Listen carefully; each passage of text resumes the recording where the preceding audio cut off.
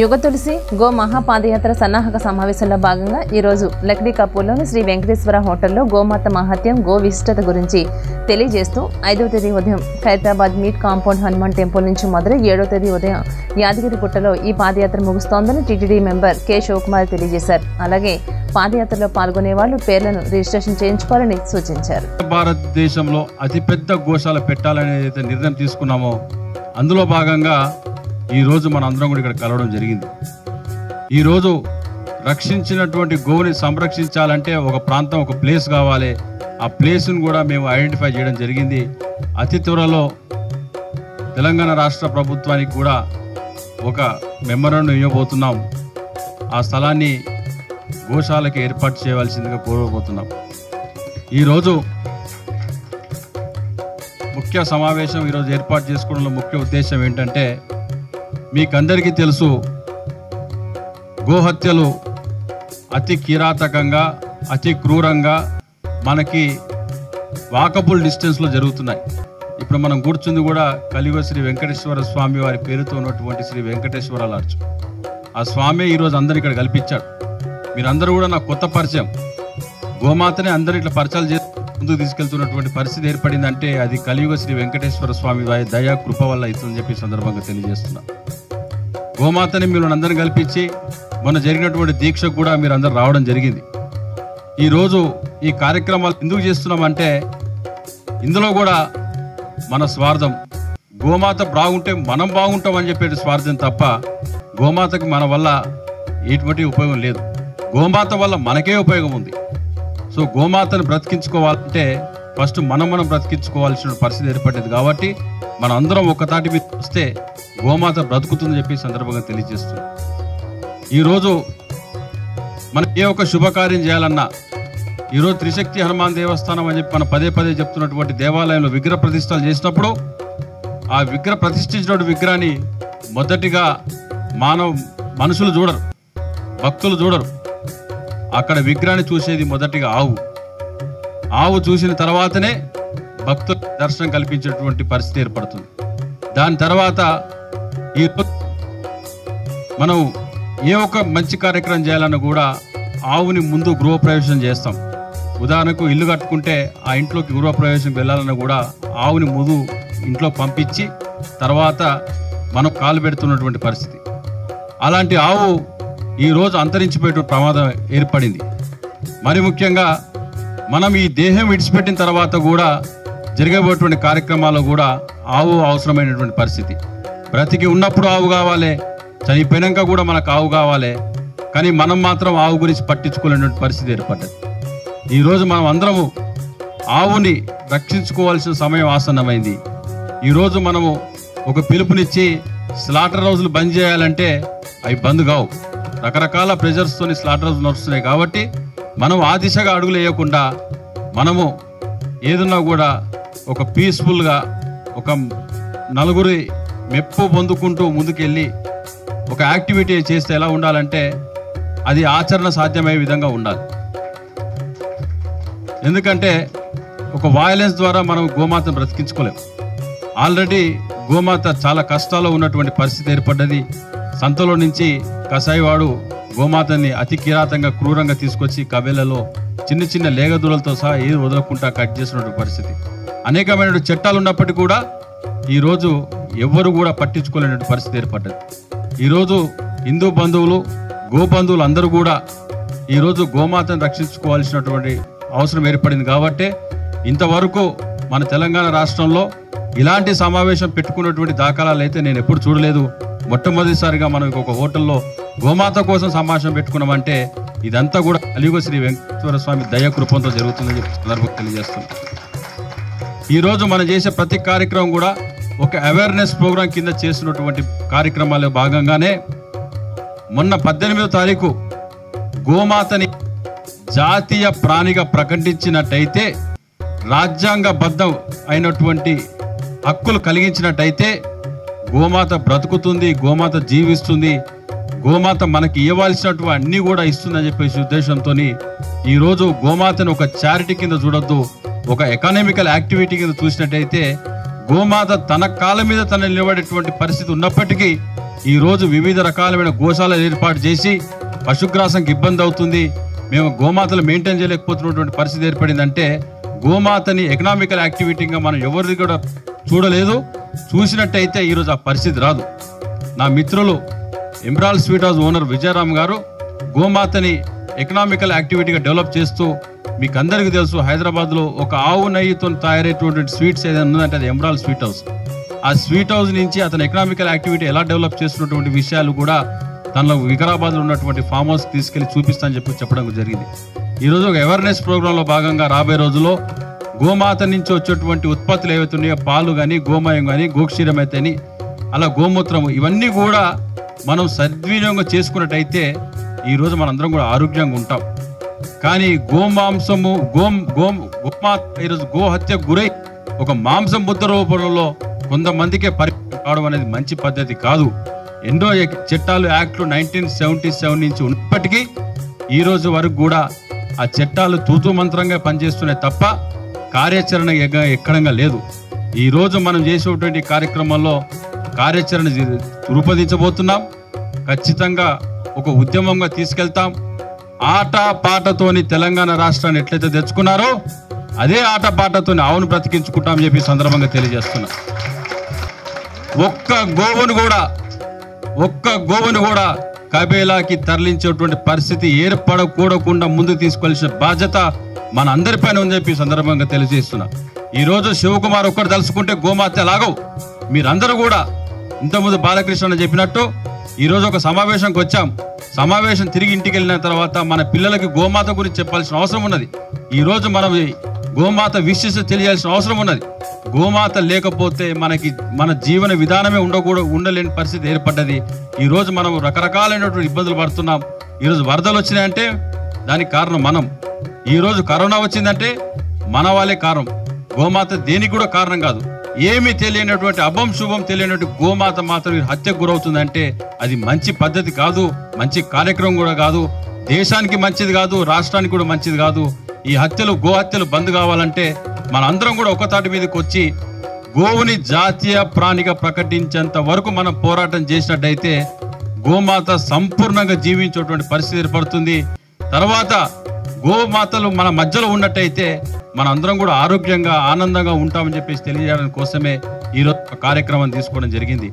అందులో భాగంగా ఈరోజు ఈ ఒక విషయాన్ని ఏదో ఒక కార్యక్రమం చేస్తే అది ఒక ఉద్యమం రూపంలో ముందుకు వెళ్తేనే సాధ్యపడినటువంటి పరిస్థితిలో ఈరోజు త్రిశక్తి హనుమాన్ దేవస్థానం ఇంటి కాంపౌండ్ ఖైరతాబాద్ నుండి నవంబర్ 5వ తారీఖు ఇక్కడ దేవాలయం నుంచి ఆ గోపూజ తోని ప్రారంభించుకొని యాదాద్రి వరకు పాదయాత్ర ద్వారా గోవుని జాతీయ ప్రాణిగా ప్రకటించాలనే ఒక నినాదంతో పాదయాత్ర కొనసాగుతుందని చెప్పి సందర్భంగా తెలియజేస్తున్నా. నవంబర్ 5, 6, 7 ఈ 3 రోజులు కూడా గో మహాపాదయాత్రకి శ్రీకారం చుట్టడం జరిగింది. భాగంగా ఇప్పుడే దీనికి సంబంధించినటువంటి బ్రోచర్ కూడా రిలీజ్ చేసుకోవడం జరిగింది. ఇప్పుడు ప్రతి ఒక్క కౌ గురించి ప్రతి ఒక్క కామన్ మ్యాన్ కూడా తెలియవలసిన అవసరం ఉంది కాబట్టి కరపత్రాలు కూడా ముద్రించడం జరిగింది. గోమాత విశిష్ట తెలియజేసేటువంటి కరపత్రం కూడా యుగ తులసి ఫౌండేషన్ వారు చెప్పడం జరిగింది. రూట్ మ్యాప్ వేయడం జరిగింది. నియమ నిబంధనలు ఏ విధంగా ఉంటాయి గోమా పాదయాత్రలో అని చెప్పేసి తయారు చేయడం జరిగింది. వీటన్నిటి కూడా ఈరోజు ఇక్కడ వచ్చిన వాళ్ళందరూ కూడా కూర్చొని చర్చించి ఇలా ముందుకు తీసుకెళ్లాలని ఒక ఆలోచనతో ఈ ఒక కార్యక్రమాన్ని పెట్టుకున్నాం. మీరందరూ కూడా మీ యొక్క అమూల్యమైనటువంటి సలహాలు సూచనలు ఏమైనా ఉంటే 1-to-1 మనం కూర్చొని మాట్లాడుకొని ఈ యొక్క కార్యక్రమాన్ని ముందుకు తీసుకెళ్తాం. ప్రతి ఒక్క కామన్ మ్యాన్కి కౌ గురించి తెలియాల్సిన పరిస్థితి ఏర్పడ్డది. ఈరోజు ఆవు లేకపోతే మన జీవితం లేదు, ఆవు లేకపోతే మన ఆరోగ్యం లేదు, ఆవు లేకపోతే అభివృద్ధి లేదు, ఆవు లేకపోతే అంత శూన్యమైనటువంటి విషయాన్ని మీరు అందరికి తెలియాల్సిన అవసరం ఉన్నది.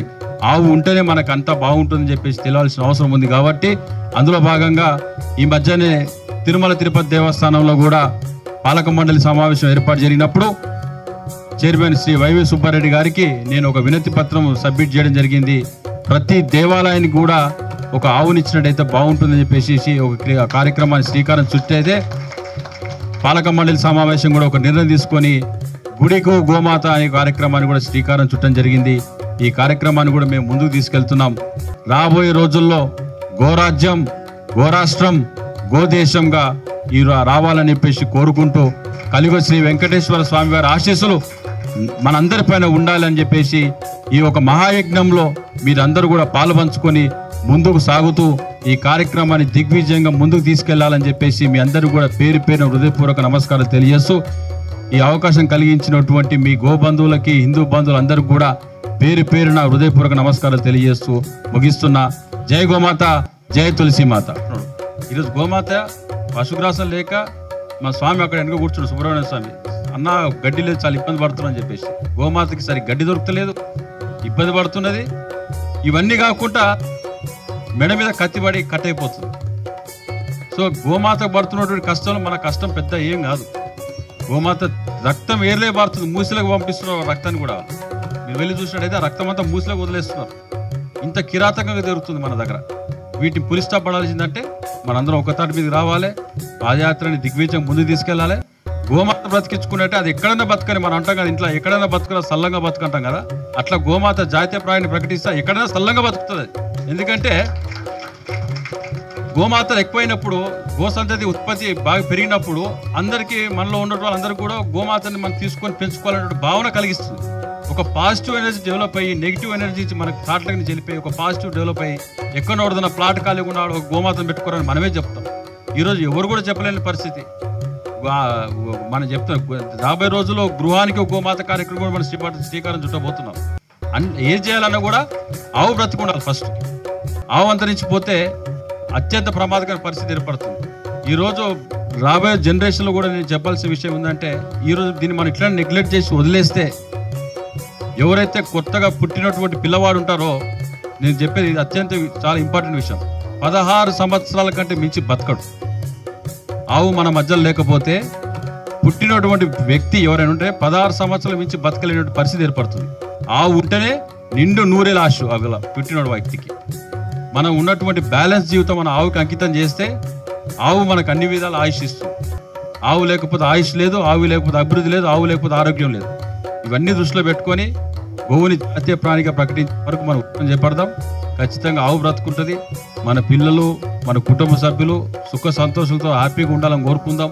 మనం ఎట్లాగో పొద్దున్న లేస్తే బయట తిరుగుతాం, ఇంటి దగ్గర వాళ్ళందరూ మనశ్శాంతిగా ఉండాలంటే మనం ఆరోగ్యంగా ఉండాలి. మనం బయటకు వచ్చినాక ఇంటికి వెళ్తే కరోనాతో ఇంటికి వచ్చిన వాళ్ళు అనేటువంటి అడుగుతున్న ప్రశ్నలు ఈరోజు. ఎక్కడ పోయి ఇచ్చినావు, మాస్క్ పెట్టుకున్నావా, శానిటైజర్లు పెట్టుకున్నావా, వాళ్ళని ఇబ్బంది పెడుతున్నాం, మన ఇబ్బంది పడుతున్నాం.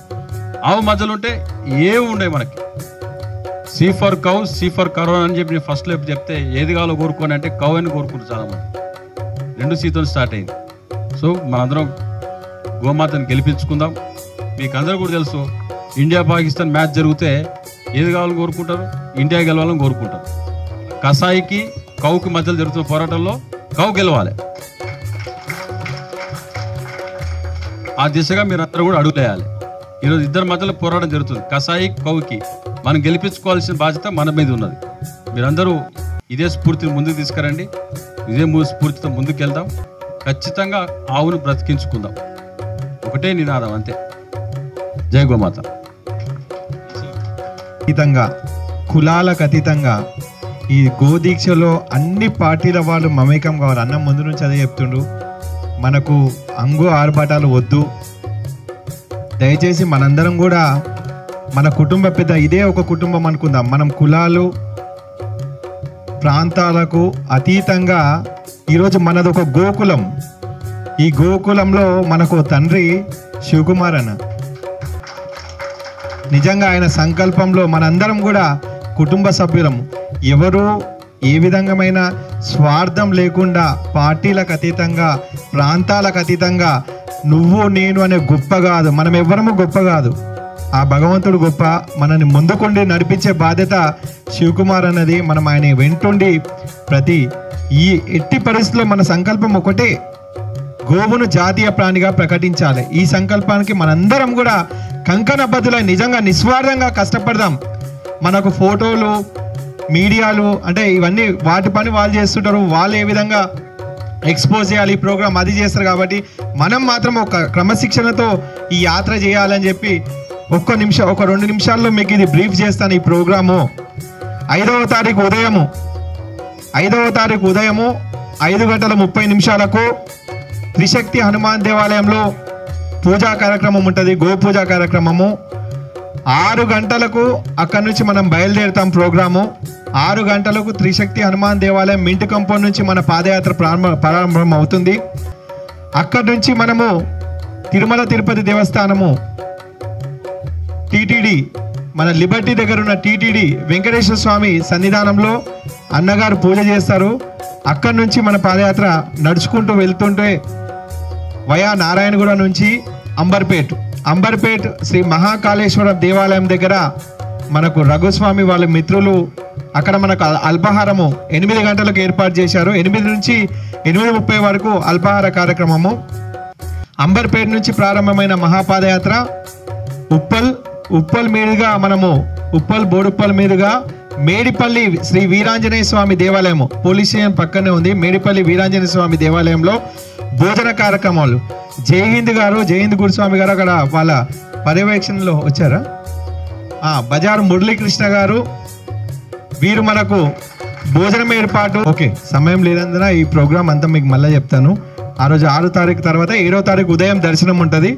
6వ తారీఖు సాయంత్రం మాత్రం అక్కడ రాయగిరి దగ్గర ఉన్న మన సోమ రాధాకృష్ణ ఫంక్షన్ హాల్లో విడిది ఏర్పాటు చేయడం జరిగింది. ఉదయం 7 పొద్దున అక్కడ నుంచి ప్రారంభమై 8 గంటలకు మనకు యాదాద్రి దర్శనం అవుతుంది. దీంతో పాదయాత్ర సంపూర్ణంగా ముగుస్తుంది.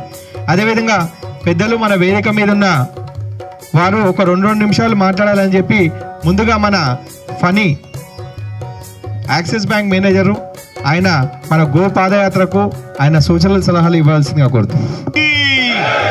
ఏడుకొండలవాడ వెంకటరమణ గోవిందా, ఏడుకొండలవాడ వెంకటరమణ గోవిందా, గోవిందా గోవిందా అంటాం.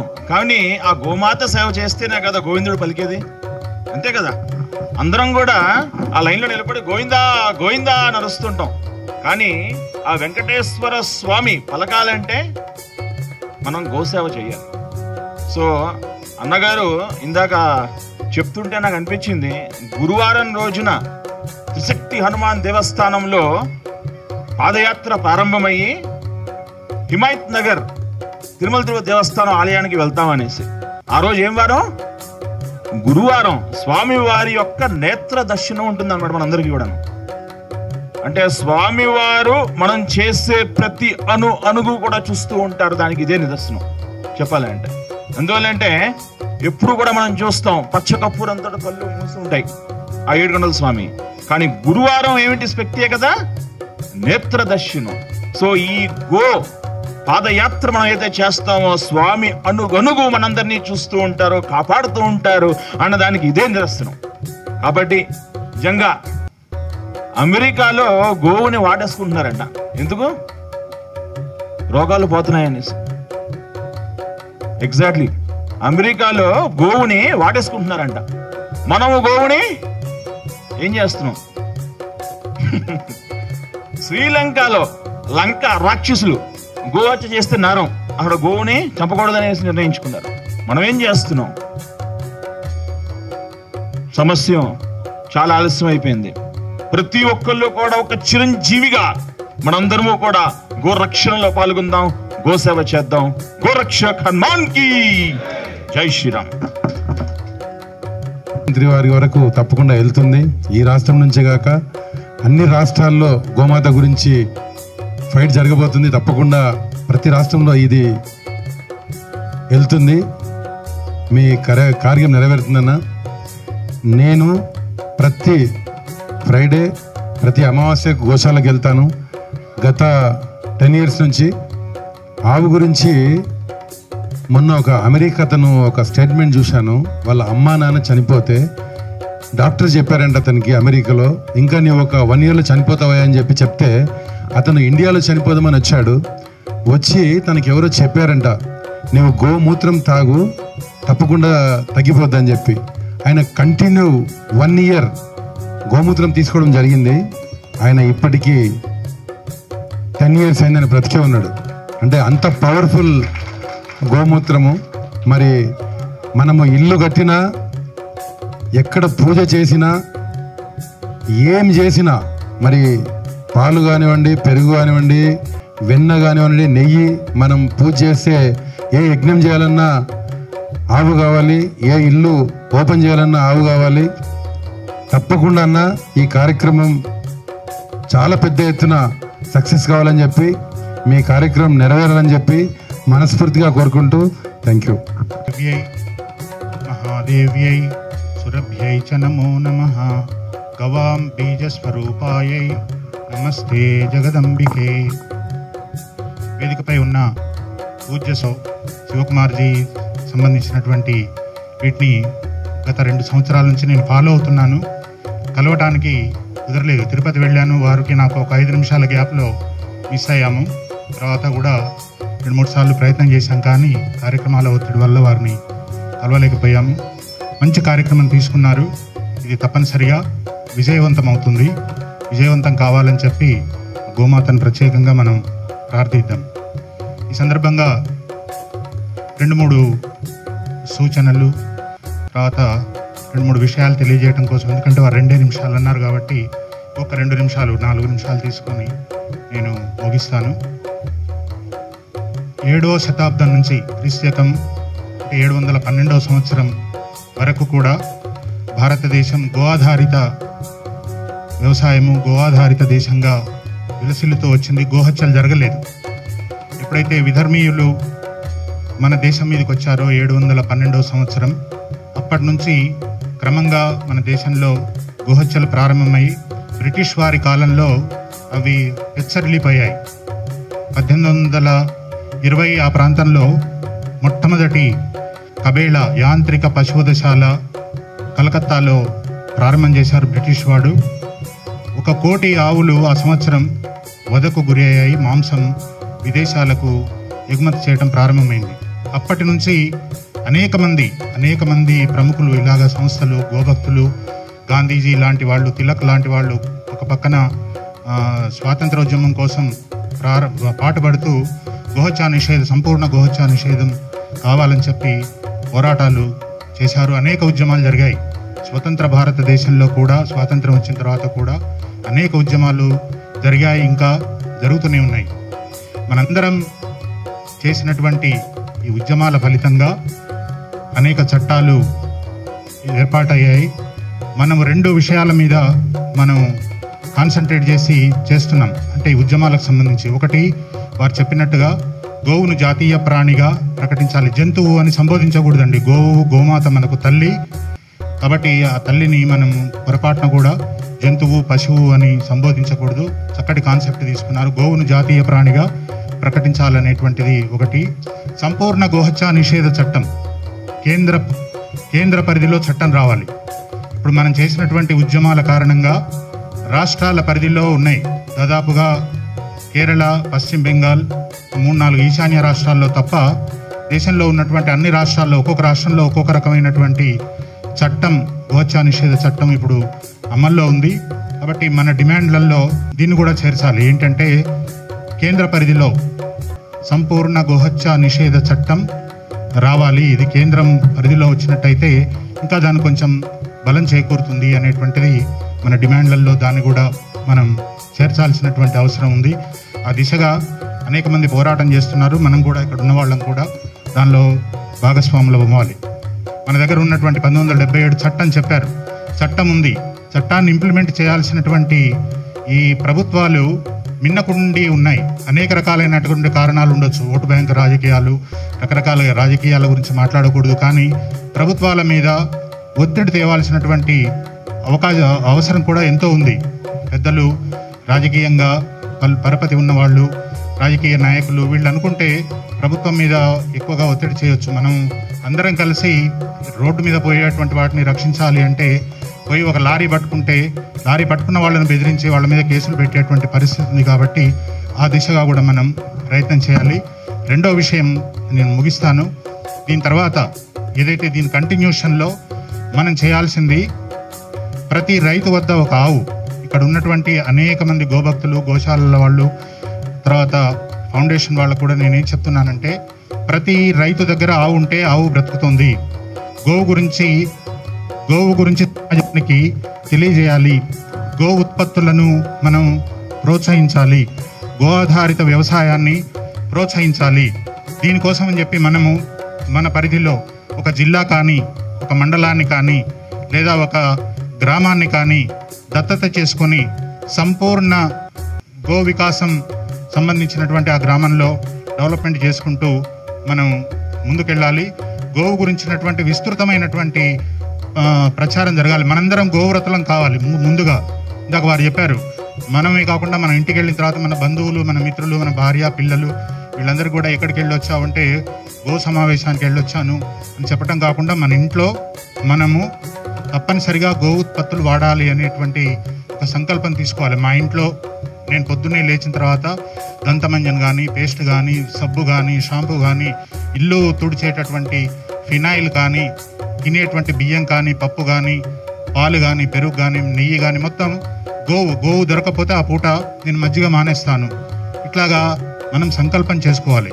అప్పుడు రైతుకు కేవలం గోవు పాలిచ్చేటువంటి ఒక జంతువు కాదు, గోవు ఆధారితంగా గోవు పేడ, గోవు మూత్రం సంబంధించినటువంటి విశేషాలు చాలా ఉన్నాయి అని చెప్పి అతనికి లాభం చేకూర్చినట్టయితే గోవు బ్రతుకుతుంది.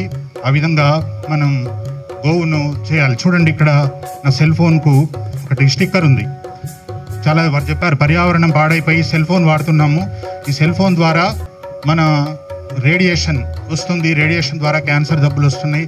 కాబట్టి సెల్ ఫోన్ దూరంగా పెట్టుకొని మాట్లాడండి అని చెప్పి శాస్త్రవేత్తలు చెప్తున్నారు. ఇది గోవు పేడతో తయారు చేసినటువంటి ఒక స్టిక్కర్. దీన్ని అందంగా తయారు చేశారు. దీన్ని అందంగా తయారు చేయగల ఒక పేపర్కు చిన్న గోవు పేడ పూసేసి ఈ కవర్లో కానీ పెట్టుకున్నట్టయితే అది మనకు ఈ సెల్ ఫోన్ నుంచి వచ్చేటువంటి రేడియేషన్ నుంచి మనల్ని అది రక్షిస్తుంది. మా శ్రీనివాస్జీ ఇక్కడ ఉన్నారు, గుమ్మడవెల్లి శ్రీనివాస్ డాక్టర్ గారు వారు ఉన్నారు. అనేక పరిశోధనలు చేస్తున్నారు. ఆయుర్వేద డాక్టర్ వారు ఇలాంటివి తయారు చేస్తున్నారు.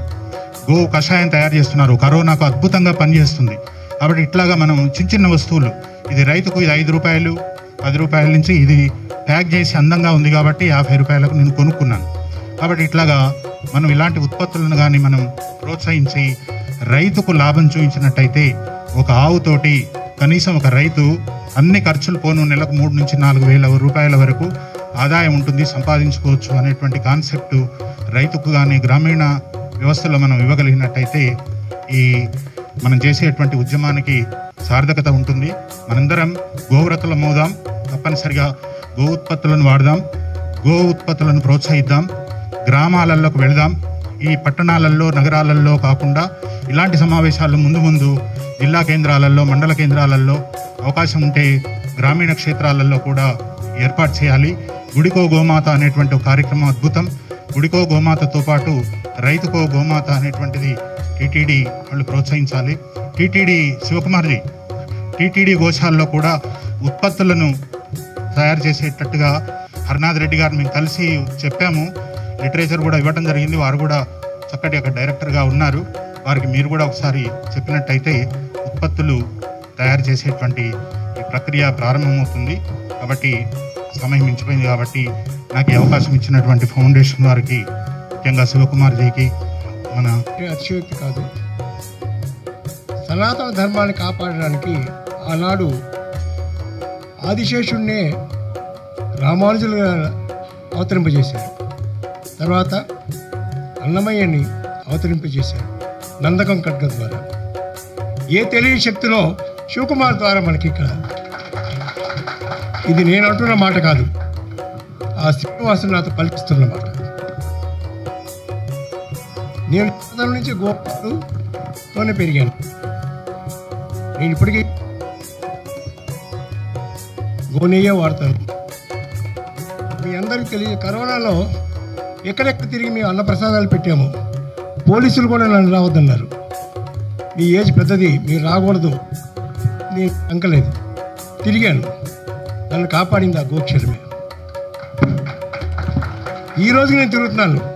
ఈరోజు ప్రతి శనివారం 100,000 మందికి అన్నప్రసాదం చేస్తాం. ఎవరెవరో వస్తుంటారు అన్నప్రసాదాలకి. నాకేమవలేదు. అందరూ భయపడుతున్నారు. ఇంట్లో వాళ్ళు భయపడతారు, మా మిత్రులు భయపడతారు. నేను ఒకటే చెప్పాను, ఆ స్వామి సేవలో ఉన్నాము. ఇంకా నేను తాగుతుంది గోక్షరం, ఆవుపాలు, ఆవులు వాడతాను. నేను నేనే కాపాడుతుంది. గోమాత గురించి ఎంత చెప్పినా తక్కువే. తెలియకున్నంత వరకు కూడా శివకుమార్ గారు చేపట్టిన ఈ మహాయజ్ఞం మహారూపమై గోరక్షణలో అందరం ఉంటాం. మనం గో సంరక్షణలోనే హైందవ జాతి ఉంటుంది. ఇంక మీద చిన్న దేశమైన నేపాల్లో గోహత్య చేస్తే ఒప్పుకోరు. కపిలావులు రోడ్డు మీద తిరుగుతుంటాయి, ఇక్కడ ఆవులు తిరుగుతున్నట్టుగా. కానీ మన దౌర్భాగ్యం ఏంటో కానీ మన పాలకులు కానీ లేకపోతే మన మీద వచ్చిన ఇతర అన్య దేశస్తుల ఆక్రమణలో కానీ మన ధర్మాన్ని మనం మర్చిపోయాం. మళ్ళీ ఆ ధర్మాన్ని గుర్తు చేయడానికి, మళ్ళీ గోవుని రక్షించడానికి శివకుమార్ గారు నడుము బిగించారు. మన వంతు అందరం ఆయన అంటూ ఉండాలి, మన తరం ఉండాలి, మన తగిన తరం కూడా వాళ్ళ ఆశయాన్ని ముందుకు తీసుకెళ్తూ మీరు అన్నట్టుగా మోడీ గారి చూడ జరుగుతుంది, జరిగి తీరుతుంది. జై శ్రీమన్నారాయణ, జై గోవింద. ముఖ్యంగా గోవుకి చాలా ప్రాముఖ్యత ఉంది. గోవు లేకపోతే యజ్ఞదానాలు ఏవి జరగవని తెలుసు. గోమాత లేకపోతే భూమాత బాధపడుతుంది. ఇప్పుడు కూడా బాధపడుతుంది భూమాత. ఎన్ని జరుగుతున్నాయో అందరికీ తెలిసిన విషయమే. మళ్ళీ నేను గోవు గురించి చెప్పాలని లేదు. నేను నిత్యం అగ్నిహోత్ర చేస్తాము 1979 నుంచి. అది కేవలము 10 నిమిషాలే, సూర్యోదయం సూర్యాస్తమయం. దేంతో చేస్తామంటే గోవు పిడికలు, మళ్ళీ గోవు యొక్క ఘృతము, ఆవు నెయ్యితోని ఆవు పిడికలతో చేస్తాం. సూర్యోదయం సూర్యాస్తమయం. దానివల్ల ఎంత శాంతి కలుగుతుందో ఈరోజు నాకు ఇంత ఏజ్లో కూడా, ఇంత వయసులో కూడా మామూలుగా అందరిలాగా తిరుగుతున్నాను అంటే అది గోవు మహాత్యం అనే చెప్పాలి. పొద్దున 6 గంటలు మొదలు పెడితే 8 గంటల వరకు కూడా నేను కార్ డ్రైవ్ చేస్తూ ఉంటాను. అందరికి తెలిసింది, నా విషయం అని కాదు. ఇంకొక ముఖ్యమైన విషయము, ఈ యొక్క గోవు యజ్ఞం జరుగుతుంది. ఇప్పుడు మనము గోవు యజ్ఞం మొదలుపెట్టాము. యజ్ఞానికి సమిధలు కావాలా, అందరికీ మనకు సమిధలు కావాలి కదా. ఆ సమిధలమే మనం అందరము. ఈ యజ్ఞం నడిపించేవాడు ఆ కృష్ణుడు నడిపించినట్టు మన శివకుమార్ గారు నడిపిస్తున్నారని కోరుతున్నాం. మమ్మల్ని కూడా ఈ యొక్క యజ్ఞంలో పాల్పంచుకునేదానికి శివకుమార్ గారు ఇంత ఇదిగా మాకు ప్రోత్సహిస్తూ, ఒక్కటేమంటే ధర్మం అండి. సనాతన ధర్మంలో ముఖ్యంగా ఇప్పుడు టోటల్గా ఆపోజిట్ చెప్తా చూడండి. అహింస పరమో ధర్మ అని చెప్పిందండి. యమ నియమంలో వస్తుంది. ఫస్ట్ అహింస అంటే ఏని హింస చేయొద్దు. కానీ మనం అందరినీ హింస చేసే వాళ్ళతోని స్నేహితం చేస్తున్నాం, కషాయాలతో చేస్తున్నాం. మనకేమైందంటే కషాయాలు అంటే అట్లని కాదు, రజోగుణము వాళ్ళు, సత్వగుణము ఆవుది. అది ఎంత సేవ చేస్తుందో, దానివల్ల ఎంతమంది ఉపయోగపడుతుండ్రో. మొన్న శివకుమార్ గారు అన్నారు, నా మాంసాన్ని కూడా తినేసినా వాళ్ళకు కూడా బలం ఇస్తున్నానంటే అది ఎంత గొప్పది. కానీ వెంకటేశ్వర స్వామి మాత్రం ఒప్పుకోవట్లేదు. ఎందు గురించి అంటే ధర్మం నిలబడాలంటే ఆవు నిలబడాలా. ఆవు ఉంటేనే మన ఆరోగ్యం. ఈరోజు అందరికీ ఆరోగ్యం కావాలా, ఐశ్వర్యం కావాలంటే మనమందరూ ఈ మహాయజ్ఞంలో సమిధలుగా పాల్గొనాలని మనమందరం కలిసి ఒక్కటి మాట చెప్తున్నానండి. మనస్సులో ఇప్పుడు అందరికి కావాల్సింది ఏమంటే మనుషులు మారాలండి. రజోగుణంతో ఉండొద్దు.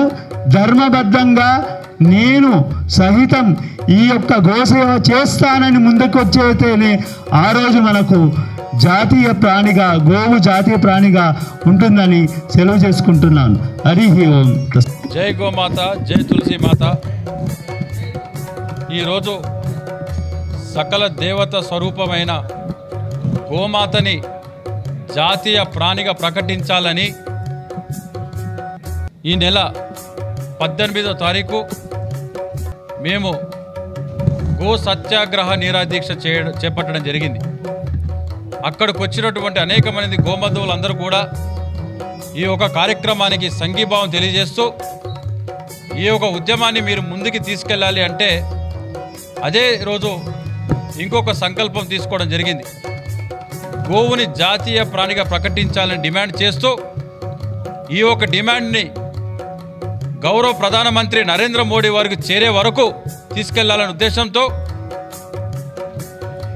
యాదాద్రి లక్ష్మీ నరసింహస్వామి వారికి నవంబర్ 5, 6, 7 గో మహాపాదయాత్రకి శ్రీకారం చుట్టడం జరిగింది. అందులో భాగంగా ఈరోజు గో సన్నాహక సమావేశం ఏర్పాటు చేసుకోవడం జరిగింది. గోబంధులందరితోని అందరూ కూడా రావడం జరిగింది. వందలాది మందిగా వచ్చినటువంటి గోబంధులందరికీ కూడా ఈ మహాపాదయాత్ర ఎలా సాగుతుంది, రూట్ మ్యాపు, అదేవిధంగా మార్గ మధ్యలో గోదానము, అదేవిధంగా జెండా కార్యక్రమాలు, ఇవన్నీ కూడా గోమాత విశిష్ట తెలియజేసే కార్యక్రమాలన్నీ కూడా ఈరోజు కూర్చొని మాట్లాడుకోవడం జరుగుతుంది. ఈరోజు విశ్వమంతా గోమాత అయ్యేటువంటి పరిస్థితి ఏర్పడాలంటే గోమాత బ్రతికి ఉండాలి. కూతవేట దూరంలో గోహత్యలు జరుగుతుంటే ఆపలేని పరిస్థితిలో మనం ఉన్నాం. ఇది ఆపడానికి వెళ్తే అదొక కమ్యూనల్కి దారితీసేటువంటి ప్రమాదం ఏర్పడుతుందనే ఉద్దేశంతో దీన్ని చట్టబద్ధతగా బ్రతికించగలసిన అవసరం ఉందంటే గోవు జాతీయ ప్రాణిగా ప్రకటించినట్టయితే గోవు తనంతలో తానే జీవించేటువంటి పరిస్థితి ఏర్పడుతుంది. అప్పుడు గోవు జోలికి ఎవరు కూడా పోయినట్టయితే వాళ్ళకి ఖచ్చితంగా కఠినమైనటువంటి శిక్షలు ఉంటాయి. ఈరోజు మనము జాతీయ జంతువుగా ఉన్నటువంటి టైగర్ని చూసాం. ఈరోజు టైగర్ ప్లేస్లో ఆవును పెట్టమని చెప్తున్నాం. ఈరోజు టైగర్ జోలికి మనం పోము. ఒకవేళ టైగర్ జోలికి మనం పోకపోయినా కొంతమంది టైగర్ జోలికి వెళ్తే వాళ్ళకి ఏ విధంగా శిక్షలు ఉన్నాయి, యాక్ట్స్ చట్టాలు ఉన్నాయి మీకు తెలుసు. ఈరోజు టైగర్ చర్మం కానీ టైగర్ సంబంధించినటువంటి ఏదైనా విషయాలు అంటింగ్ అయినా కూడా ఈరోజు కఠినమైన చర్యలు కేంద్ర ప్రభుత్వంలో ఉన్నాయి. కాబట్టి అలాంటి చట్టాలు టైగర్ ప్లేస్లో ఆవును పెట్టినైతే అవే చట్టాలు కూడా ఆవుకు వర్తిస్తాయి. In place of tiger we are demanding cow should be declared as a national animal. Status to cow is status to nation అనే ఒక నిదానంతో ముందుకెళ్తున్నాం. ఖచ్చితంగా రాబోయే రోజుల్లో ఈ యొక్క కార్యక్రమాన్ని ముందు తీసుకెళ్తాం. ఈరోజు యాదాద్రి వరకు మేము పాదయాత్ర వెళ్తున్నాం. అతి త్వరలో యాదాద్రి తర్వాత కూడా మేము మనందరం కూర్చొని ఢిల్లీ వరకు కూడా ఈ ఒక విషయాన్ని తీసుకెళ్లాలనే ఉద్దేశంతో ఒక ప్రత్యేక రైలు వేసి ఢిల్లీలో జంతర్ మంతరం వద్ద కూడా గోవుని జాతీయ ప్రాణి ప్రకటించాలనేటువంటి నినాదంతో ముందుకు వెళ్తామని చెప్పి సందర్భంగా తెలియజేస్తూ జై గోమాత, జై తులసి మాత. ఈరోజు రాష్ట్రపతి గారు స్పందించారు, మీకు చెప్పాను. తర్వాత ఆర్బీఐ గవర్నర్ గారు కూడా 2000 నోట్స్ సిరీస్ ఏవైతే ఉన్నాయో ఆ కొత్త సిరీస్ మీరు ప్రింట్ చేసినప్పుడు ఇన్ ప్లేస్ ఆఫ్ గాంధీ మీరు గోమాతని ముద్రించినట్టయితే బాగుంటుంది. గోమాత విశిష్ట తెలియజేసే విధంగా ఉంటుంది. అప్పుడు గోహత్యల మీద కొంతమంది హత్యలు కూడా అవేర్నెస్ ప్రోగ్రాంలో అరికట్టే అవసరం ఏర్పడుతుందని చెప్పేసి ఒక అవేర్నెస్ క్యాంపెయినింగ్ జరగాలంటే ప్రచారం చాలా ఇంపార్టెంట్. కాబట్టి కొత్తగా ముద్రించబోయే 2000 సిరీస్ మీద గోమాతని ముద్రించాలని చెప్పేసి ఆర్బీఐకి లెటర్ రాస్తే ఆర్బీఐ గారు మా యుగ తులసి ఫౌండేషన్కి రిప్లై ఇవ్వడం జరిగింది. దీని మీద మేము ఎగ్జామిన్ చేస్తున్నాం. అతి త్వరలో